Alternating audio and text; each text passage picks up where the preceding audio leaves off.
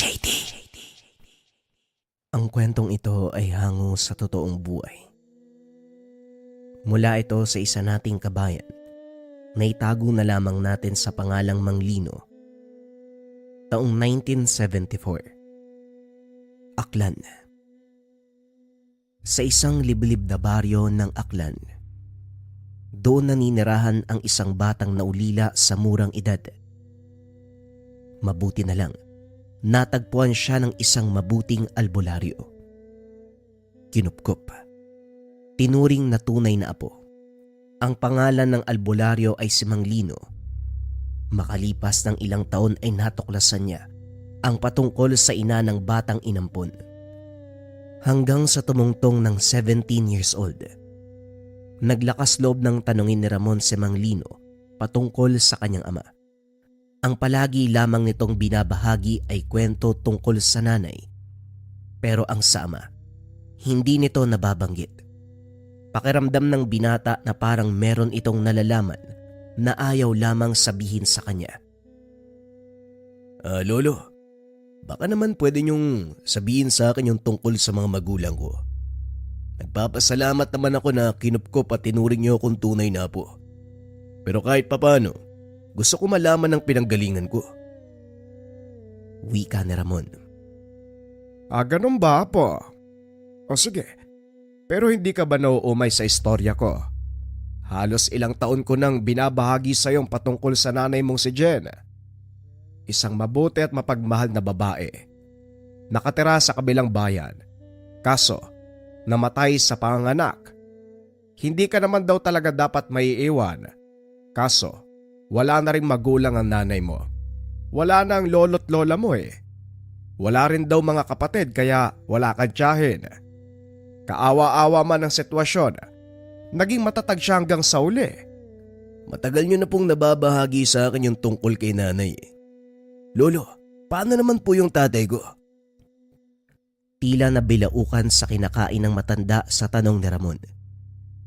Inulit ng binata ang tanong, ngunit panay iwas ang matanda. Pinagpilitan pa rin ni Ramon ang katanungan hanggang sa kalaunan ay bumigay na si Manglino. O siya, sige. Total malapit na ang kaarawan mo. 18 anyos ka na. Karapatan mo nang malaman ang katotohanan. Ihanda mo ang sarili mo, iho. Pangako sa iyong kaarawan, malalaman mo rin ang tungkol sa iyong ama. Wika ni Manglino. Tinapos na ang pagkain. Naging palaisipan sa binata kung bakit napakatagal bago malaman ang tungkol sa kanyang ama. Naisip na maaaring masamang tao ito para itago ng ganong katagal sa kanya. Ganun pa man, inantay na lamang ang kaarawan. Lumipas ang isang linggo. Dumating na ang pinakainaantay ng binata. Katulad ng pinangako. Sinabi na ni Manglino kung sino o ano ang kanyang ama. Nayanig ang mundo ni Ramon nang isiwalat ng matanda. Ang ama niya ay isang tikbalang. Hindi naman palabiro ang matanda, kaya hindi niya alam kung ano ang mararamdaman. Sigurado ho ba kayo? Baka naman binibiro lang kayo ng kausap niyo. Hindi, apo. Kahit ako hindi kagad naniwala nung una, pero imposibleng hindi mangyari. Ibig sabihin, nakipagrelasyon ang aking ina sa isang tikbalang? Pasensya ka na, iho. Pero sigurado ka bang gusto mong malaman ang katotohanan? Tumango ang binata. Nagbuntong hininga ang matanda. Hinalay siya ng nilalang, iho. Pero wag mo sanang isipin na kinamumuhian ka ng iyong ina. Bagamat hindi maganda ang nangyari sa kanya, ni minsan hindi kanya kinamuhian. Bunga ako ng kasalanan. Kaya siguro walang kamag-anak ang gustong kumupkup sa akin. Napaka-imposible naman na kahit isa sa kamag-anak ko ay wala na. Yung pala, ayaw lang nila sa akin. Hindi yan totoo, apo. Mabuti kang bata at sigurado ko kung nabubuhay lang ang nanay mo, siya mismo magsasabi sa iyo kung gaano kanya kamahal. Matapos ang araw na yun, Ilang linggo muna ang lumipas bago tuluyang matanggap ni Ramon ang patungkol sa ama. Naghanda na. Muli nitong hinarap ang lolo upang lubusang malaman ang buong kwento ng pagkasilang. Kahit nasasaktan, tinapangan ng binata ang kalooban upang tuluyang masagot ang mga katanungan. Matapos ang pag-uusap, nagpa siya ang binata na hanapin ang ama upang makilala ito. Gustuhin man niya o hindi, ang nilalang na ito na lamang ang natitirang pamilya ng binata sa dugo. Nag-ensayo at naganda si Ramon. Alam niyang hindi magiging madali ang pagdadaanan, kaya naman makalipas ang ilang buwan. Nang masiguradong handa na, nangako si Ramon na babalik sa lolo matapos makilala ang ama. Mag-iingat ka. Pasensya ka na at hindi kita kayang samahan sa iyong paglalakbay. Alam mo naman matanda na ako eh. Nga pala ito, tanggapin mo. Isipin mo na ito na ang huli kong paggabay sa'yo. Huwag mong wawalain. Panatiliin mong suot-suot kahit anong mangyari. Wika namang Lino, sabay abot ng kwintas kay Ramon. Ano po ba to, lolo? Yan ay mutya ng lantad. Isang hiyas sa may kapangyarihang magbunyag ng lahat ng lihim. Sigurado ko, kakailanganin mo ito, apo. Wika namang Lino, sabay abot ng isang kwintas na merong bato. Matapos ang pag-uusap, lumakbay si Ramon upang hanapin ang ama. Umakyat ito sa masukal na kabundukan, sa madilim na gubat at tumawid sa napakalaki at nagraragasang ilog. Hindi na sigurado ng binata kung nasaan ito, ngunit sinundan niya pa rin ang turo ng lolo. Habang naglalakbay, hindi maalis sa pakiramdam ni Ramon na tila may nagmamasid sa kapaligiran. Napakabigat ng katahimikan at parang merong mali sa lugar. Tila binibigyan din siya ng senyales na wag nang ipagpatuloy ang paglalakbay. Ang mga sanga ng puno ay tila naguhugis braso at mga kamay na parang humaharang sa kanya. Ganun pa man, nagpatuloy pa rin ang binata, determinadong makilala ang ama nito. Ilang oras ang lumipas bagamat gutom, hindi na lamang niya muna ito pinansin. Mas importanteng makahanap ang binata na ligtas sa pagsisilungan upang palipasin ang gabi. Kailangang magdoble ingat, lalo na't hindi alam ni Ramon kung anong klaseng mga hayop ang maaaring makainkwentro, lalo na't hindi ito pamilyar sa lugar. Nang makahanap ng malaking puno, kaagad itong inakyat upang alamin kung magiging ligtas ba ito para tulungan. Habang nag-aayos, nakarinig ng mga kaluskos sa ibaba ang binata. Kaagad siyang tumigil sa pagkilos upang alamin kung panganib ba ang pinagmula ng ingay. Isang grupo ng mga kababaihan ang nagkumpulan sa ibaba. Tinignan niya ito ng mabuti. Lahat sila may edad na. Kulubot ang mga balat. Mahaba at puti ang mga buhok. Higit sa lahat, napakahaba na mga kuko at tila iilan na lamang ang mga ngipin. Nasaan ang lalaking yon? Nandito lang siya. Nararamdaman ko ang presensya. Wika ng isa sa mga kababaihan. Mula sa likuran, isang mas matandang babae ang dahan-dahang lumabas sa dilim. Nakakakilabot ang mga ngiti. Tila 2 taong gulang na ang edad. Huwag na kayong mag-alala mga kapatid. Nandito lamang siya. Buksan niyo ang mga mata at makikita niyo rin sila. Wika ng matanda. Kahit medyo malayo, tumatagos sa puso ni Ramon ang takot mula sa bibig ng matanda. Biglang napatingin sa itaas ang grupo at ngumiti ang lahat. Iho, bumaba ka na riyan. Hindi ka namin sasaktan. Meron lang kaming kailangan. Halika na. Huwag mo kaming pahirapan. Wika ng isa pa sa mga babae. Sige na iho, bumaba ka na rito. Siguradong hindi mo magugustuhan kung kami ang aakyat dyan. Wika ng isa pang babae. Tila ito ang nagsisilbing leader ng grupo. Hindi sinunod ni Ramon ang utos ng grupo. Bagkus ay lalo pa itong umakyat. Naghanap ng paraan upang makatakas.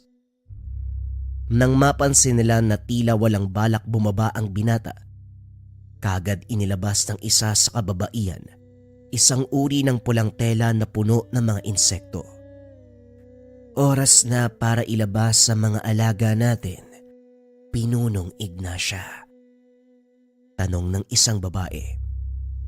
Mukhang hindi ito madadaan sa santong dasalan. Kapatid, pakawalan mo ang ating mga alaga. Wika ni Aling Ignacia. Sumugod ang babae. Nagpakawala ng mga alupihan at mga alakdan.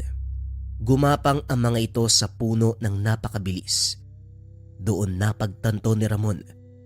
Grupo ng mga mambabarang ang nakaengkwentro. Dahil hindi makalis at walang ibang patutunguan, kagad nilabas ni Ramon ang kanyang itak. Sabay hampas sa mga gumagapang na peste. Dahil sa talim ng itak, kumislap ito sa tulong ng buwan. Bawat hiwa ay tumatama, nag-iiwan ng durog na insekto sa lupa. Bagamat pumapalag, dahil sa dami ng peste, hindi maiwasang makagat paminsan-minsan ang binata. Unti-unti ay napapagod na rin ito. Hindi lumalaban, hindi niya namalayan na dahan-dahan na palang lumiliit ang punong tinutungtungan. Meron palang mga insekto sa baba na unti-unting kinakain ang ugat ng puno. Alam mo iho, kaya naming patigilin ang lahat ng ito. Kailangan lang namin ang mutsyang hawak mo at papakawalan ka rin namin.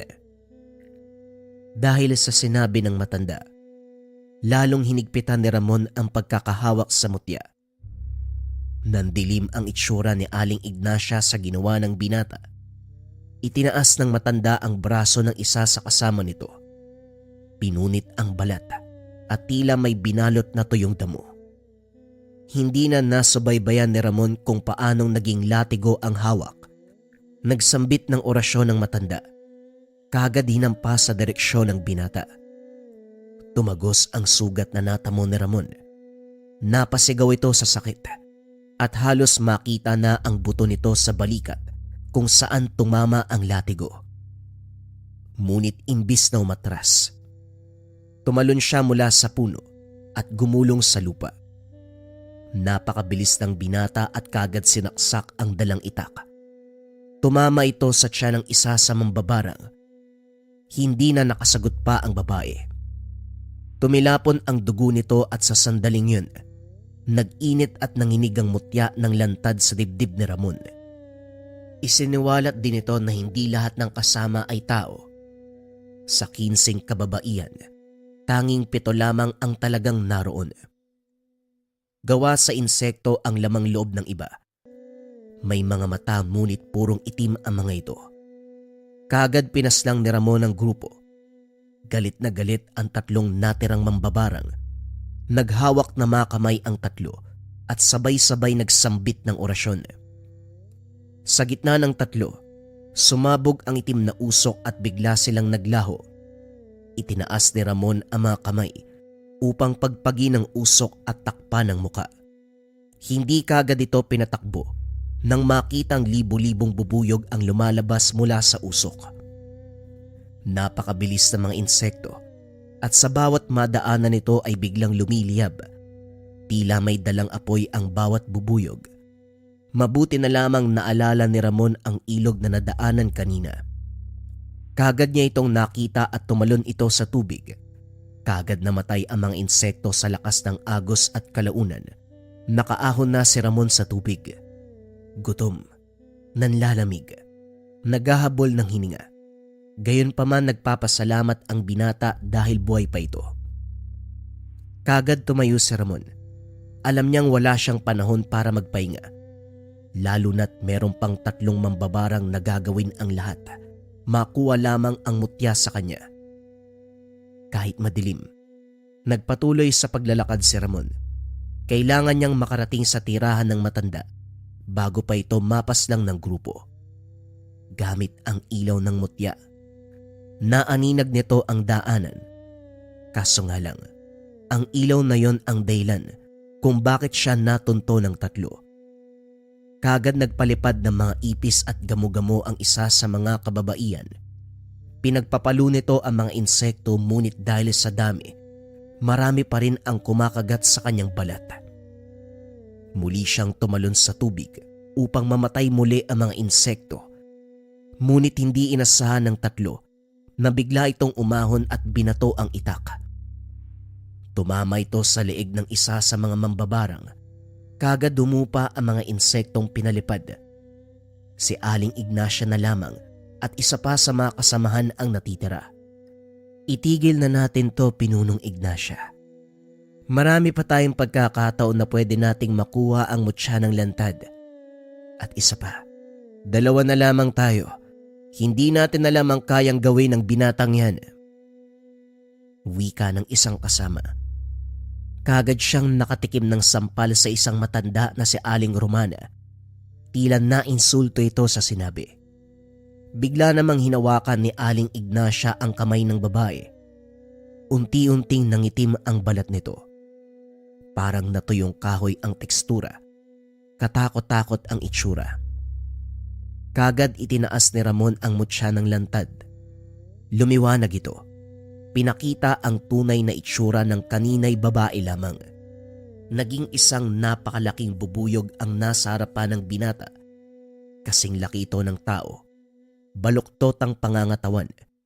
May malaking pakpak. Napakalaki at bilog na itim ang mga mata. Balot na balot ng balahibo ang katawan. Ngunit ang kaibahan lamang, imbis na buntot, meron itong 3 malaking pangit na muka na siyang nagsisilbing bibig nito. Kagad itong sumugod at tinangkang kagatin ni Ramon, ngunit sinalubong niya ito ng isang napakalakas sa suntok. Sa loob ng kamao, naroon ang mutya ng lantad. Halos mahiwalay ang ulo ng halimaw sa katawan, ngunit hindi tumigil si Ramon. Pinaulanan niya ito ng mga atake. Pinagsasaksak ang nilalang hanggang sa hindi na ito gumalaw. Upang makasiguro, tuluyang hiniwalay ng binata ang ulo nito sa katawan. Hindi ako tinawag na pinuno nang walang dahilan. Maganda ka, iho. Pagbabayaran mo ang lahat ng ginawa mo. Wika ni Aling Ignacia. Ang lupa ay parang lumilindol.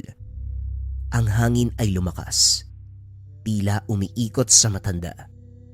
Nagsambit ng mga orasyon at halos lahat ng namatay na insekto muling nabuhay.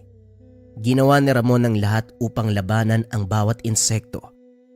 Ilang beses lumundag sa tubig upang mamatay ang ilan. Ngunit tila nabubuhay muli ang mga ito.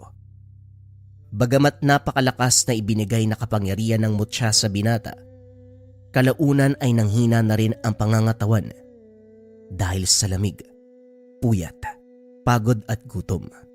Kalaunan nawala ng lakas si Ramon. Napahalakhak ng napakalakas si Aling Ignacia. Tuwang-tuwa sa akalang panalong nakuha. Sinabihan na kita. Ibigay mo lang ang mutya at papalayain ka namin. Pero hindi ka nakinig.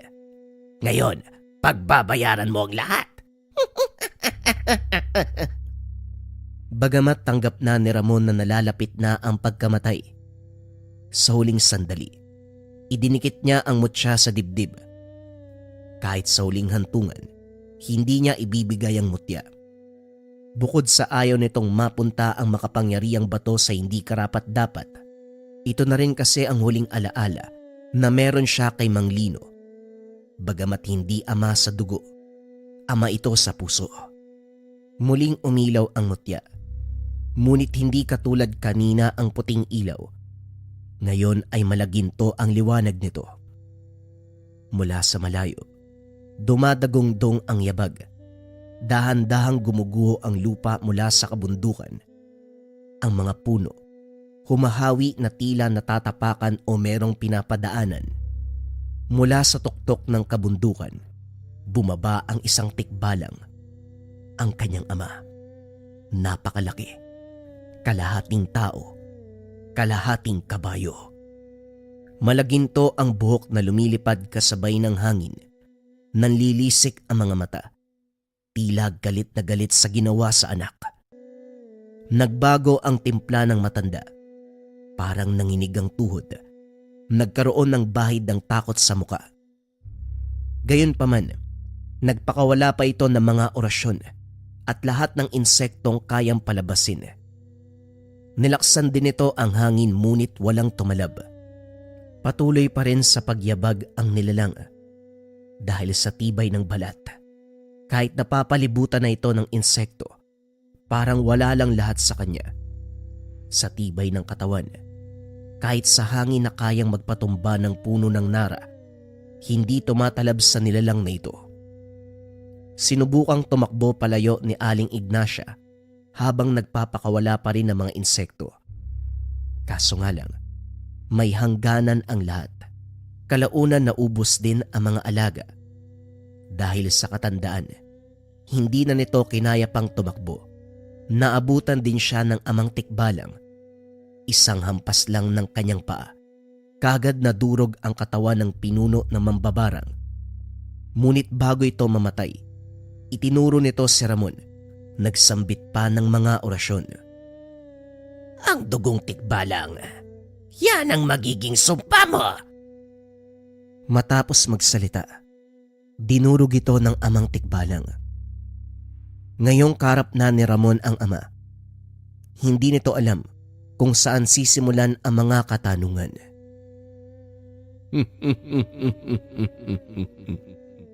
Huwag ka munang magsalita, anak. Alam ko kung bakit ka nandito. Sa ngayon, kailangan mo munang magpahinga. Marami pa tayong panahon para mag-usap. Bago pa man maibuka ni Ramon ang bibig, bigla na lang nandilim ang paligid. Nahimatay na ito. Maaaring dahil sa pagod, dahil basa ang katawan nito, o hindi kaya naman sa gutom, o maaaring kombinasyon ng lahat. Gayunpaman bago tuluyang mawalan ng malay, nakita ni Ramon na umilaw muli ang mutya ng lantad.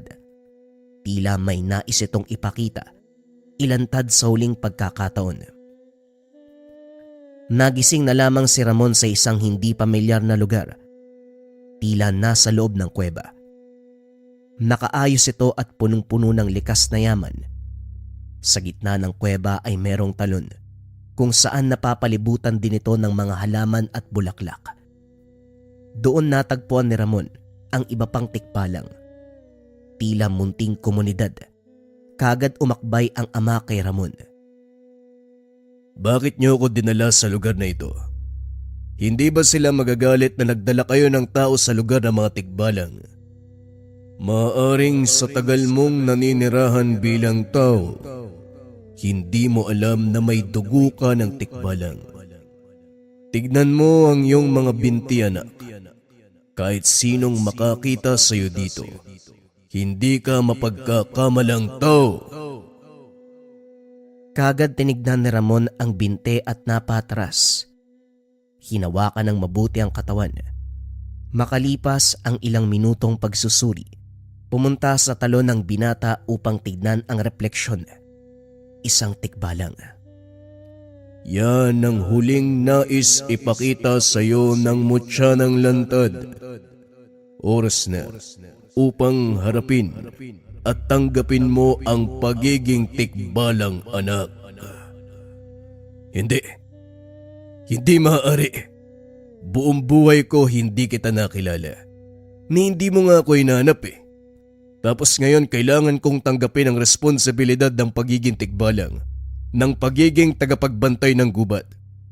Sinasabi mong ama kita, pero kahit kailan, hindi ka nagpakatatay sa akin. Hindi mo naiintindihan, anak.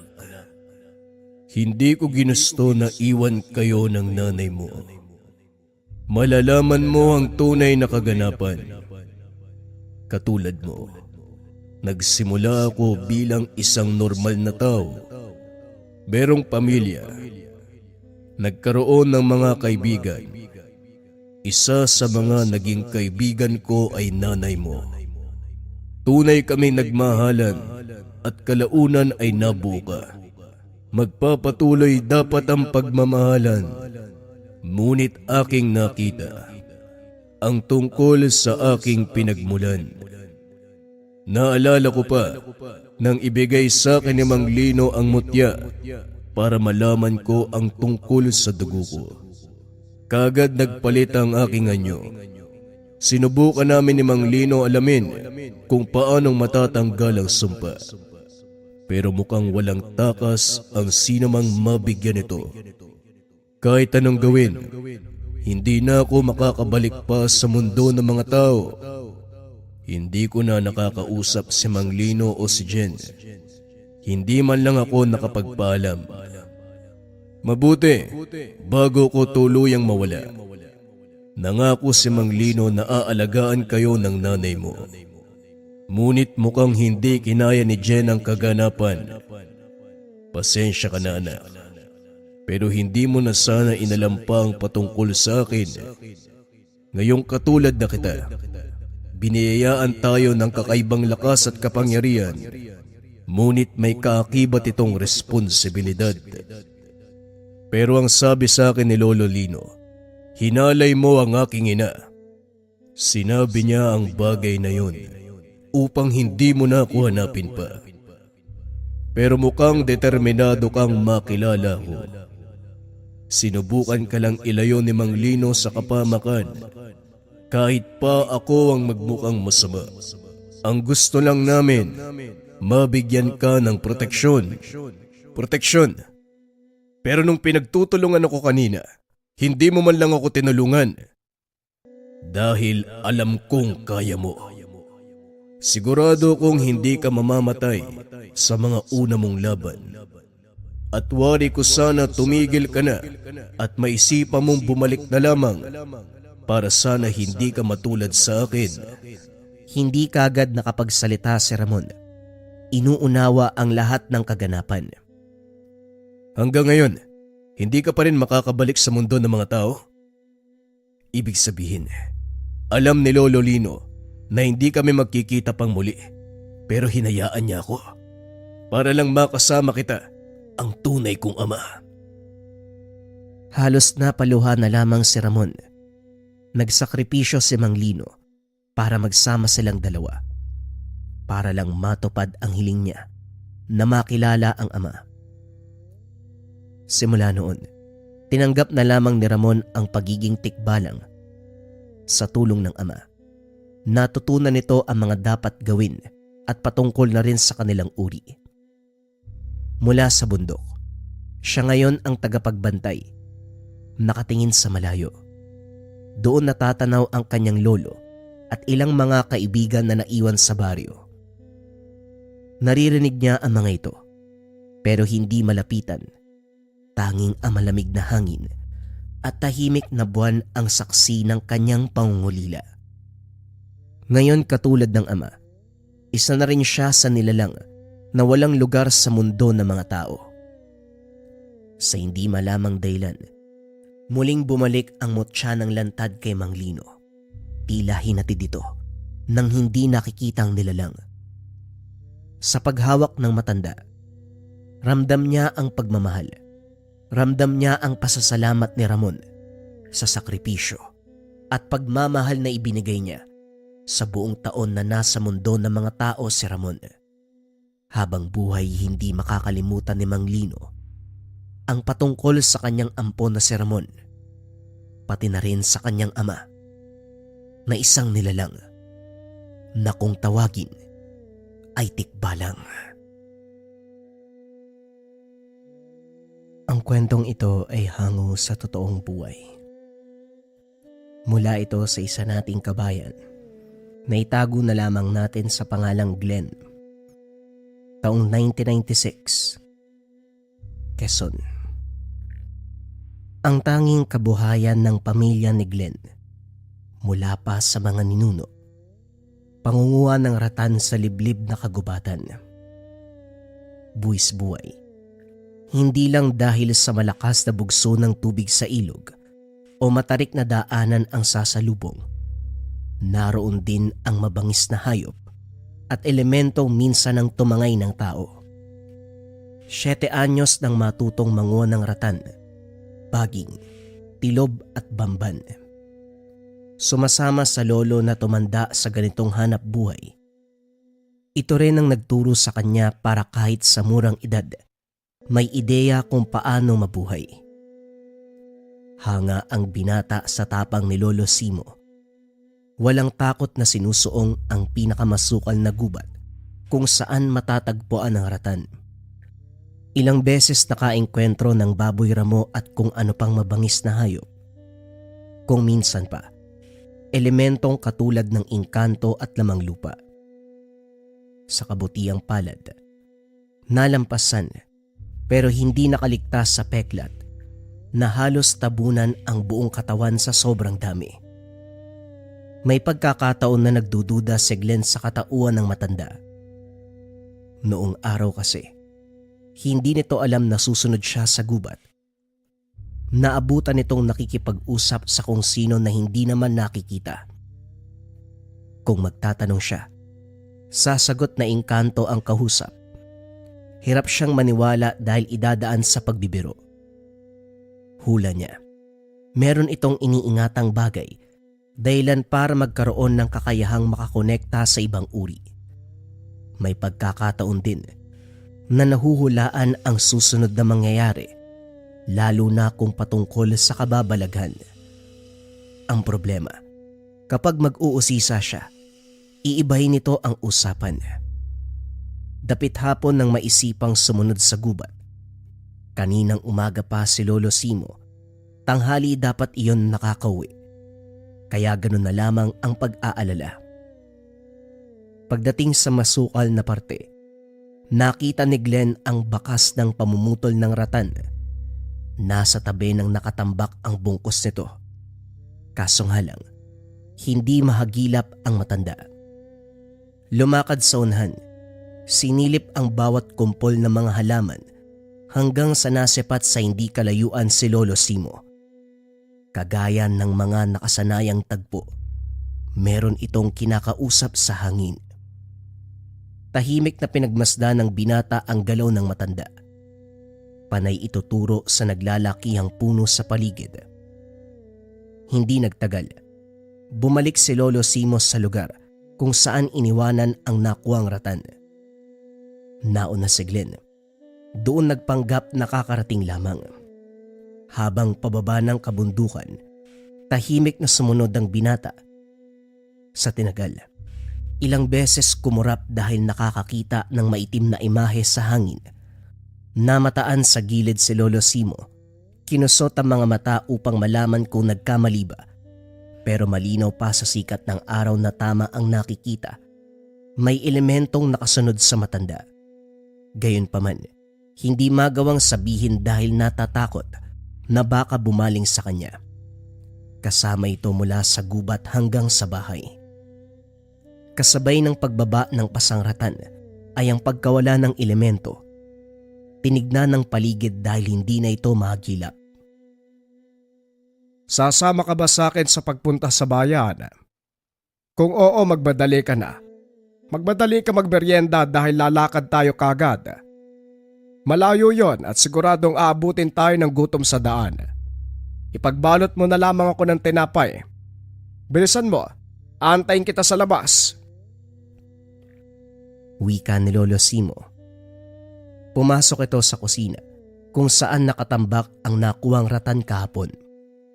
Isa-isang inilabas ang mga bungkos. Siya naman ay dumiretso sa kusina para magbalot ng pagkain sa kalagitnaan. Tanaw mula sa bintana ang muling pagpapakita ng itim na elemento. Nasa tabi kung saan nakatayo si Lolo Simo. Tuluyang naagaw ang pansin ng binata. Lumapit sa bintana. titig na titig sa elemento. Makaraan ng ilang sandali, bigla itong nawala kasabay ng pagtingin ng matanda. Glenn, sasama ka ba o hindi? Malapit nang lumubog ang araw. Abutin tayo ng hating gabi. Dito napukaw ang atensyon ng binata. Dali-daling sinara ang tahanan. Inabot ng takip silim sa daan. Hindi mapakali si Glenn dahil sa nakikitang itim na elemento. May hahalin tulad sa itim na usok na sumasabay lamang sa paggalaw ng hangin. Nang makarating sa bayan kung saan ibebenta ang ratan, bigla itong nawala. Pagkatapos matanggap ang salaping kinita, dumiretso sa pamilihan. Nakahinga si Glenn dahil hindi na nakikita ang elemento.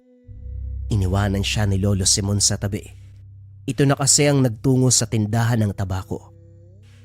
Bumalik naman makalipas ang ilang sandali pero hindi umabot sa kanya. Tinawag ito ng mga kakilala na nagtatagay sa gilid.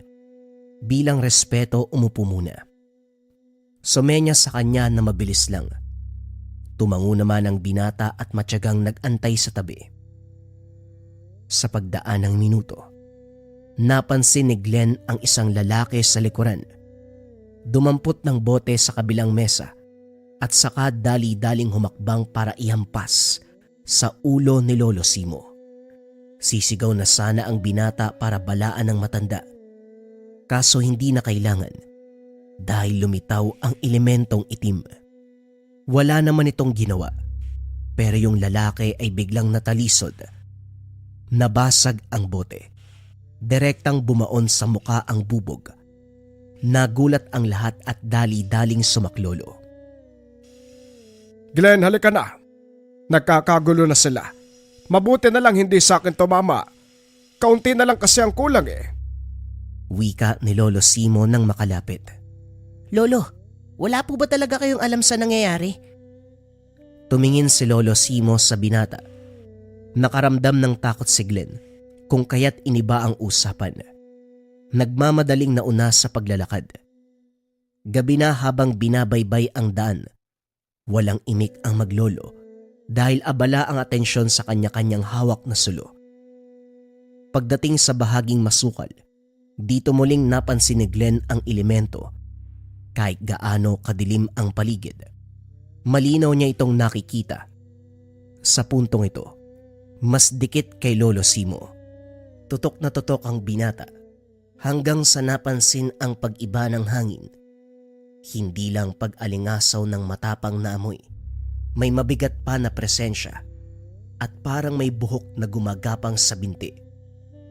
Sa tuwing iilawan ay nawawala. Napahinto din si Lolo Simo. Binigyan ng babala ang binata. Glenn, mabuti pang dumistansya ka muna. Hawakan mo ang bagay na ito. Sa itong balisong, gamitin mo kapag merong lumalapit. Sa ilalim siya ng balete nagtago, kung saan makapal ang nakalaylay na baging at mga halaman. Sakto lang na maikubli ang sarili. Iniwanan sa unahan ang sulo para kahit papano ay may liwanag. Habang nasa ganong posisyon, tanaw na tanaw si Lolo Simo. Nakahanda na ito. Nakatutok ang itak sa unahan. Ilang sandali pa lumitaw ang aswang na agarang sumunggab. Tumilapon ng matanda. Dali-daling bumangon para gumanti. Sa puntong ito mabilis ang kaganapan. Paglapit ng aswang diretso sa pagbagsak. Hindi naman sana tatama ang itak sa katawan nito. Hindi rin napansin ni Glenn na bumuelo ng taga kaya napapatanong sa kung paanong tinalo ang halimaw. Nang tawagin siya ni Lolo Simo, dali-daling lumapit. Hindi maunawaan ang sinabi ng matanda. Titigan mong mabuti ang isang ito, Glenn. Ganito ang mangyayari kapag nangahas kang umatake sa taong may gabay. Kunot noong tumingin si Glenn sa matanda. Pilit pinoproseso sa isipan ang sinabi. Kahit nasa daan, napapansin ng binata ang kaparehong presensya. Kinakabahan na baka may biglang lumitaw. Gayunpaman, Sa simpleng pagkahawak ni Lolo Simo sa kanyang braso, nakainga dahil biglang nawala ang kaba. Pagdating sa unahan, hindi nakaligtas sa paningin ni Glenn ang anino ng aswang. Hindi lang isa, kung hindi dalawa. Ilang pares ng nanlilisik na mga mata ang nagip. Sa kabutihang palad, wala ni isa sa mga ito ang naglakas ng loob na sumugod. Sakalang tuluyang nakainga ang binata pagdating ng tahanan, kagad nagsarado ng pintuan. Natawa ang matanda. Dapat marunong kang pangibabawan ng takot mo upang hindi maagaw ang atensyon ng masamang elemento. Yan ang pinakaunang dahilan kung bakit nilalapitan ng isang tao. Kahit wala kang sapat na armas para labanan ng mga ito, dapat ipakita mo pa rin na hindi ka natatakot. Sino ba namang hindi matatakot kung aswang na yung karap? Ikaw po ba, Lolo? Hindi ka matatakot? Hindi. Kasi para sa akin, mga tao lang na nagsusot ng maskarang mga yan na kapag nagawa mong mahubaran, sila pang matatakot sa'yo. Natahimik si Glenn. Kahit papano naintindihan niya ang punto ni Lolo Simo, pero sa kabilang banda, duda siyang walang kinalaman ang umaaligid na elemento sa pinapakitang tapang. Nang mapalingon sa tabi ng bintana, natanaw roon ang imahe ng elemento. Maging siya ay napapatanong kung bakit ito nakikita. Hindi pwedeng sabihin na namamalikmata dahil malinaw pa sa sikat ng araw ang katotohanang nagpapakita ito sa kanya. Sa paglipas ng oras, hindi makatulog si Glenn kung kaya't naupo sa sala. Binuksan ng kaunti ang bintana para makapasok ang hangin. Hindi pa gaanong matagal ang pag-upo ng masipat ang gumagapang na anino. Nung una inakalang aso, pero habang papalapit, naging klaro na isa itong aswang. Hindi nag-atubili, sumigaw sa pagtawag kay Lolo Simo. Hindi lang matanda ang naalerto, pati na rin ang aswang natigil sa pagkilos. Kasabay ng paglabas si Lolo Simo ay ang paglitaw ng itim na elemento. Ang aswang na nasa malapitan, kumaripas ng takbo. Alam ko naman na nasa tabi ka lang, kaibigan. Gusto ko lang sanang linawin na huwag kang mag-abala sa pagparito dahil kapag ako nasagad, uuwi ka ng walang buhay. Makaraan ang ilang sandali. Pumasok si Lolo Simo. Sinabihan si Glenn na matulog na at wag nang isipin ang naganap. Kinabukasan, wala na sa tahanan si Lolo Simo paggising ng binata. Dali-dali siyang gumayak. Sumunod dito sa gubat. Wala naman itong ibang pupuntahan kung hindi doon lang. Kaso nga lang, bungkos ng ratan at bamban lamang ang naabutan. Muli na naman siyang naglibot. Hinahanap ang matanda kung saan-saan, pero hindi ito magilap. 3 magkakaibang lugar ang pinaglagyan nito ng bungkos ng ratan. Pinasan ang mga ito at inisahang tambak sa tabi ng ilog. Doon na rin napagpasyang intayin si Lolo Simo. Habang nagpapalipas ng oras, binalikan ang mga kaganapan kagabi. Mula sa eksena doon sa pamilihan, sa pag-atake ng aswang sa daan, hanggang sa isa pang aswang na sumunod sa tahanan. Idagdag pa ang elemento na palaging nakasunod kay Lolo Simo. Napailing dahil kahit anong isipin, sumasakit lamang ang ulo. Makalipas ang ilang sandali, 2 lalaki ang biglang lumapit. Nagtatanong kung meron bang nakitang matanda na nangunguha ng ratan. Hindi kaagad nagsalita ang binata. Tinanong muna kung sino ang mga ito. Kaano-ano niyo po ba yung matanda? At saka sino-sino po ba kayo? Huwag kang mag-alala, iho. Wala kaming masamang balak sa matandang si Simo. Sa katunayan, hihingi kami ng tulong sa kanya. Kung kilala mo ang tinutukoy namin, sabihin mo na. Ako si Diego. Eto naman kasama ko si Baring. Kaibigan namin yung matanda. Hindi pa rin nagsalita si Glenn. Mukha namang mapagkakatiwalaan pero hindi siya nagpadalos-dalos. tinuro ang ibang direksyon at sinabing nakita doon ang matandang hinahanap. Kagad lumakad ang mga ito. Sakto namang dumating si Lolo Simo. Sa tahanan binanggit ni Glenn ang naghahanap ng mga lalaki. Natawa si Lolo Simo sa inasal ng binata. Aniya, kakilala niya sina Diego. Sakto ding dumating ang dalawa. Bumalik matapos mapagtantong wala ang matanda sa gubat. Pasensya na kayo sa apo ko ha. Hindi kasi madali magtiwala, kaya ganun na lamang ang sinabi. Huwag niyo sanang masamain. Medyo loko-loko pala yung apo mo ha. Pero hindi bali na. Naiintindihan namin na gusto ko lang niyang protektahan. May baho tayo. Kinakailangan namin ng tulong niyo, kagaya po dati. Pero may kaunting pagkakaiba kasi noon isa lang eh. Ngayon maramihan, grupong umaaligid. Wika ni Diego. Lolo Simo, kung nandoon ka lang noong nakaraang gabi, talaga mapapailing ka kasi sobra silang mapangas. Akala mo baboy kami na basta-basta na lamang lalapain. Diyos ko, mabuti talaga. May natira pang bala sa baril ni Mang Aki. Kasi kung wala, nako, ewan ko na lang kung ano nangyari sa amin. Lumapit si Glenn para marinig ang usapan. Dito napag-alaman na meron na palang katauhan ng matanda na hindi niya nalalaman. Isa itong manunugis ng aswang na dati pang pumapaslang. Sa malalayong lugar dumarayo kung kaya't walang ideya tungkol dito. Isa sa tumatak kay Glenn ang binanggit na meron itong gabay. Hindi nga lang malinaw kung ano ang tinutukoy dahil dali-daling pinutol ni Lolo Simo ang usapan. Nang mga sumunod na sandali, nagbalot ng damit ang matanda. Lalong nagtaka dahil maging damit niya ay sinama. Lolo, lilipat po ba tayo? Saan naman tayo pupunta? Tanong ni Glenn. May sasadyain lang ako doon sa kabilang bayan.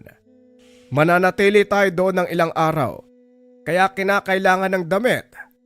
Kung may gusto ko pang dalhin, ilagay mo na rito para isahang dala na lang. Pagkatapos ng pagliligpit, binaybay ang daan patungo sa sasadyaing lugar. Walang imik. Dire-diretso sa pagakbang. Pagdating sa unahan, biglang huminto si Diego at Baring. Lo, hindi naman po ito daan eh. Ano ba ginagawa natin dito? Hindi ba madalas sa lugar na ito may kalaban? May pinaplano ka ba, Lolo Simon? Pwede bang wag na nating ituloy? Kamatayan lang yung pagpunta dito eh. Hindi pa nakasagot si Lolo Simon.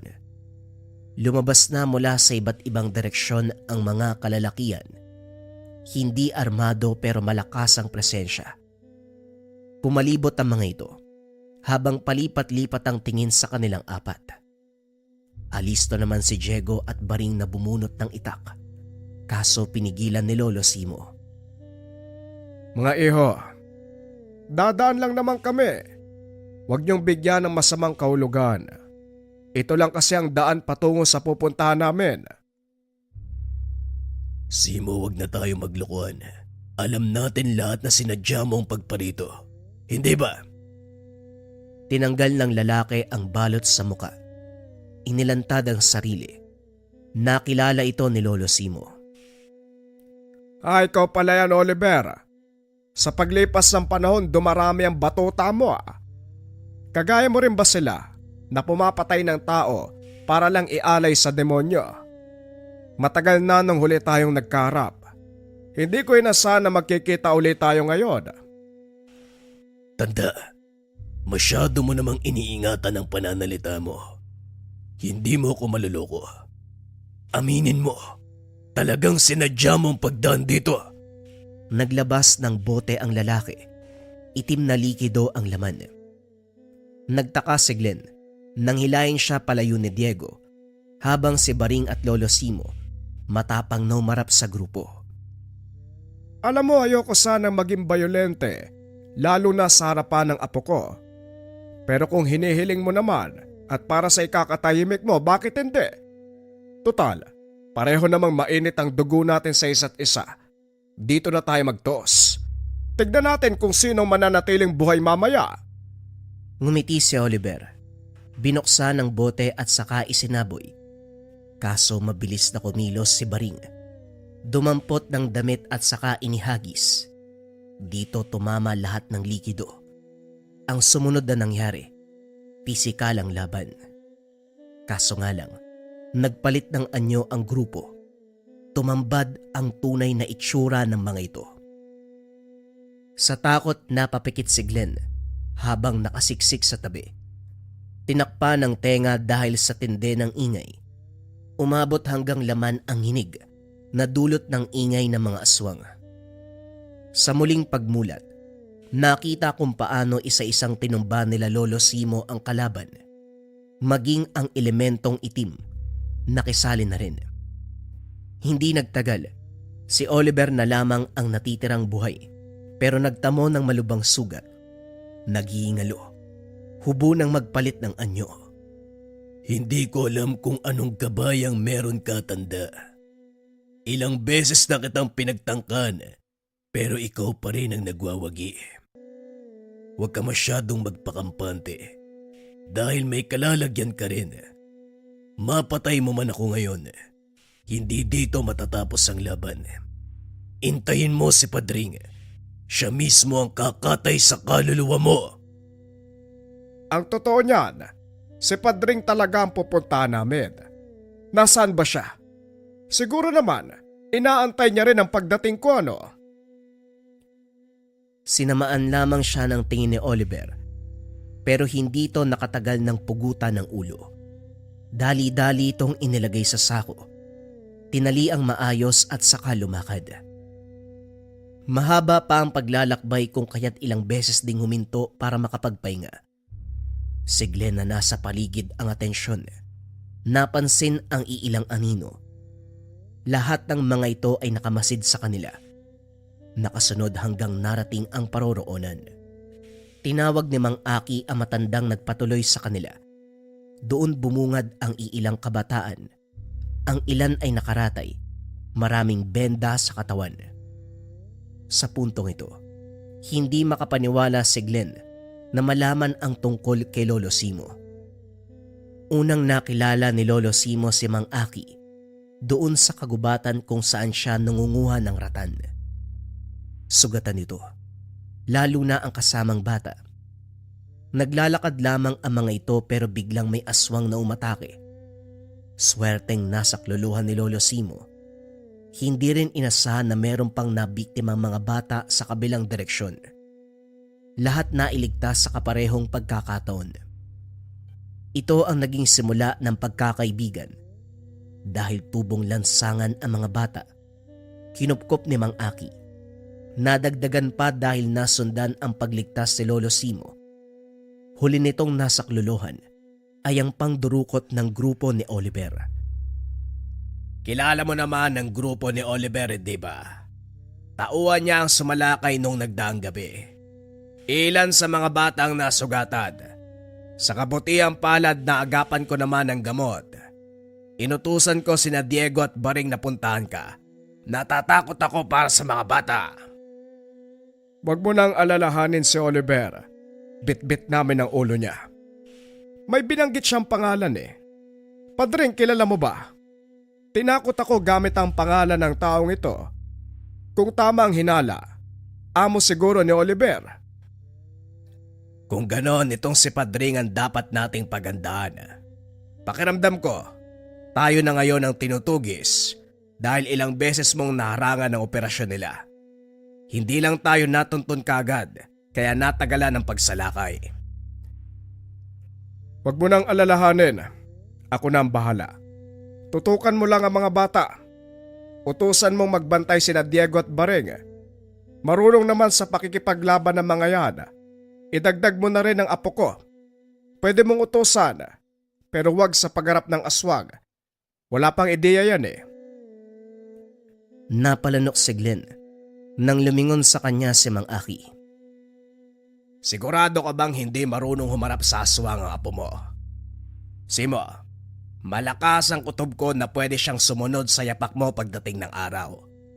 Kahit mahawakan niya lang ang gamit mo, siguradong gagana kagad.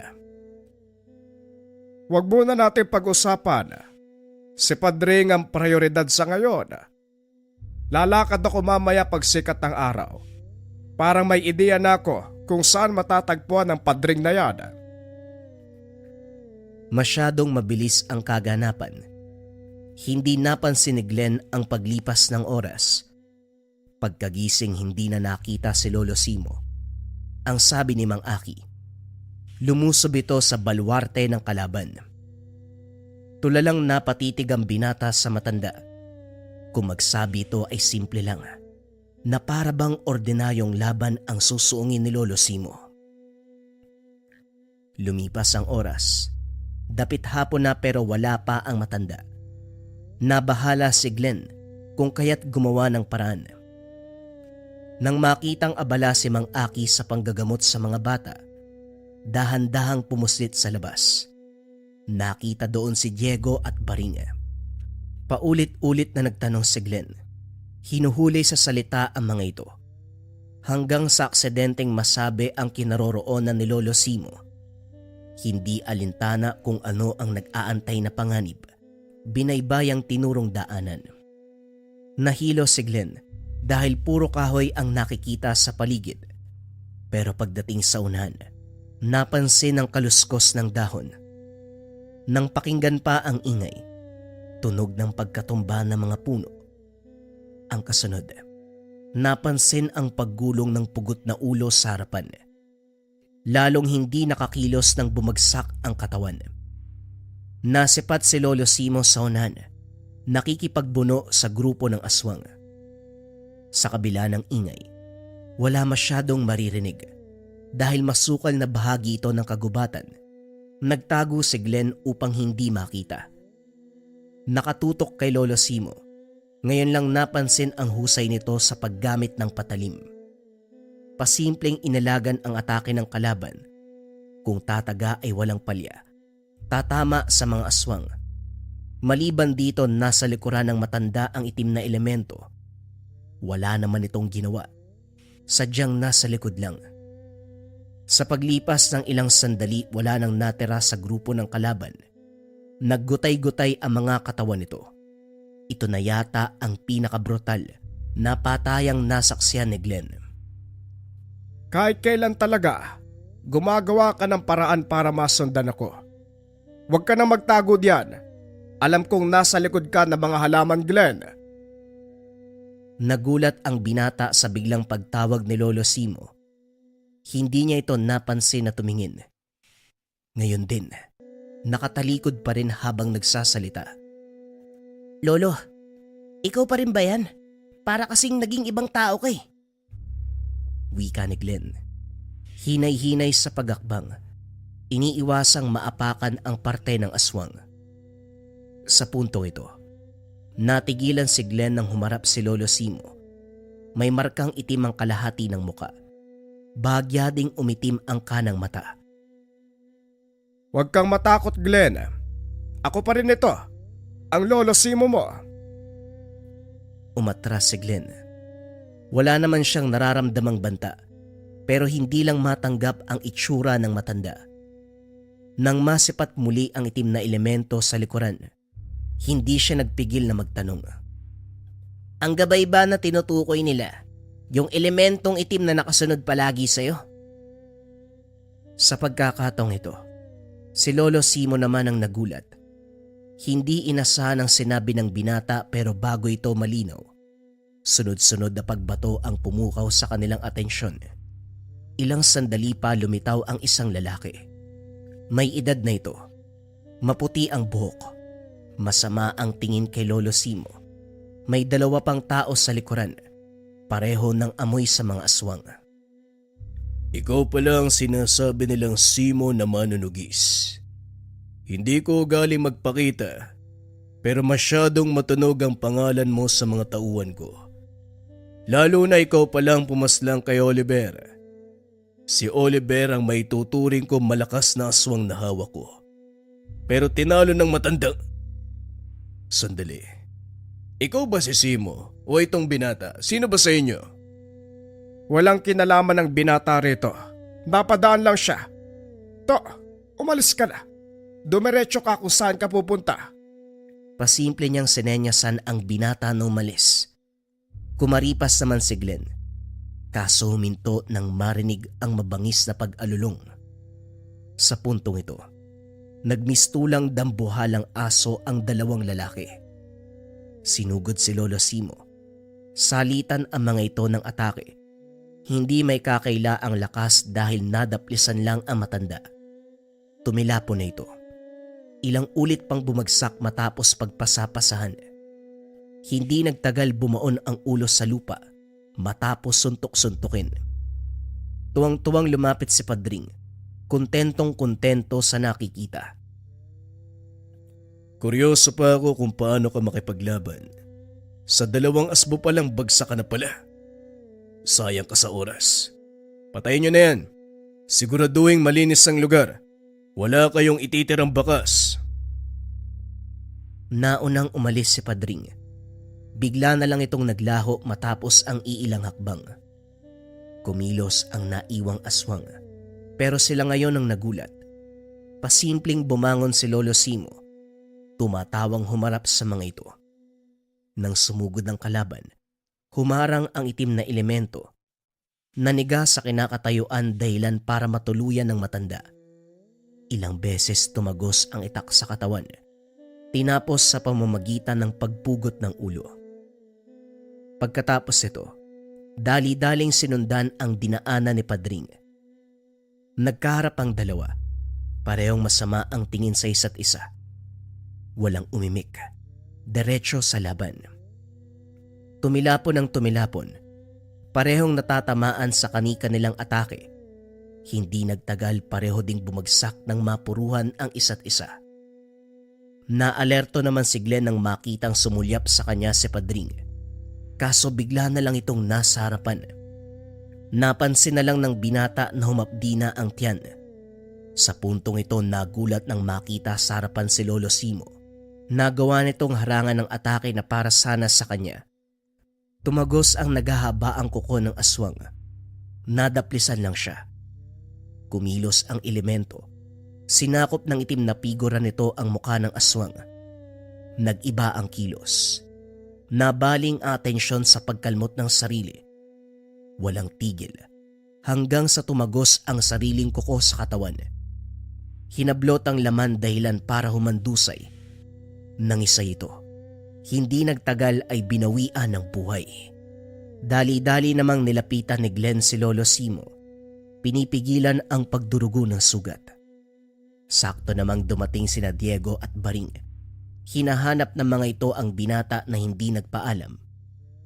Nabaling ang pansin sa matanda. Dali-daling binuhat at tinakbo pabalik sa tahanan ni Mang Aki. Marunong sa panggagamot ang matanda subalit sa kaso ni Lolo Simo, hindi na kayang agapan ng anumang gamot. Ginawa na ang lahat pero hindi pa rin kinaya. Mang Aki, baka pwede nyo namang gawan ng paraan. Mga bata nga nagagawa nyong isalba si Lolo pa kaya? Pareho naman silang biktima ng aswang Manggagamot ka ba talaga? Wika ni Glenn. Iho, unawain mo na may limitasyon ang kakayahan ko. Ang kondisyon ng lolo mo, hindi na kayang agapan ng anumang gamot. Sugatan na ang puso niya, apektado na rin ang lahat ng lamang loob.